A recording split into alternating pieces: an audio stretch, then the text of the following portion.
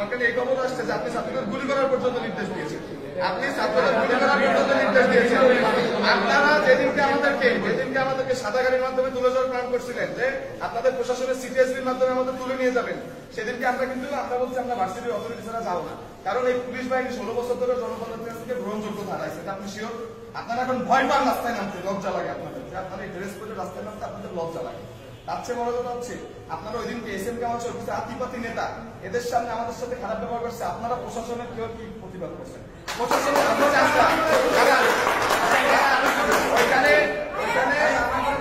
ওইখানে একজন senior citizen ছিল আমাদের অভিভাবক, তাকে রাজাকারের বাচ্চা বলে গালি দেওয়া হয়েছে। আপনি তখন কেন প্রতিবাদ করেন নাই? আমি দাঁড়ান, আপনাদের প্রশাসন ছিল, দেখে আপনি একটু সামনে আসেন।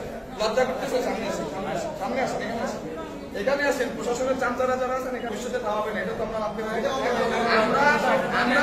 আমরা ছাত্র জনতা মিলে আন্দোলন করছি 16 বছর ধরে। কোনো দল কিন্তু জনগণকে এক করে অভ্যুত্থান ঘটাইতে পারে না। আমরা ছাত্ররা জনগণকে এক করে অভ্যুত্থান ঘটাইছি এবং সেই ক্ষেত্রে আপনাদের প্রশাসনের ভূমিকা আমরা জানি। আপনি গুলির অর্ডার দিচ্ছেন, এই শান্তিপ্রিয় খুলনায় আপনি টিয়ার সেল মারাইছেন, আপনি লাঠি মেটা করাইছেন।